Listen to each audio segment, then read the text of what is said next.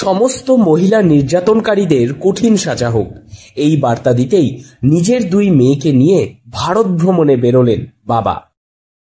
নির্যাতনকারীদের কঠিন শাস্তি হোক, এই বার্তা নিয়েই নাবালিকা দুই মেয়েকে নিয়ে হেঁটে চলেছেন বাবা। গোটা ভারতবর্ষ ঘুরবেন তিনি।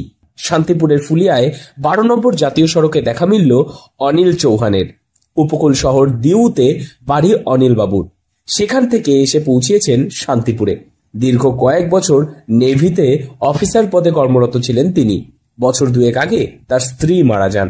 তারপর সামাজিক সুরক্ষার বার্তা দিতে দুই সন্তানকে নিয়ে বেরিয়ে পড়েন বাড়ি থেকে। My name is Anil Chauhan, मैं फ्रॉम दीव, दमन दीव, गोवा से बोल रहा हूँ और मेरी साथ है श्रेया और यूपी। हम 2023 से पैदल यात्रा करें रैप स्टॉप के बारे में। आज तक मुझे 2 साल 2 महीना हो चुका है। अभी मैं कलकत्ता लाइन में हूँ और यहाँ से चाइना तक मेरा सपना है जाने।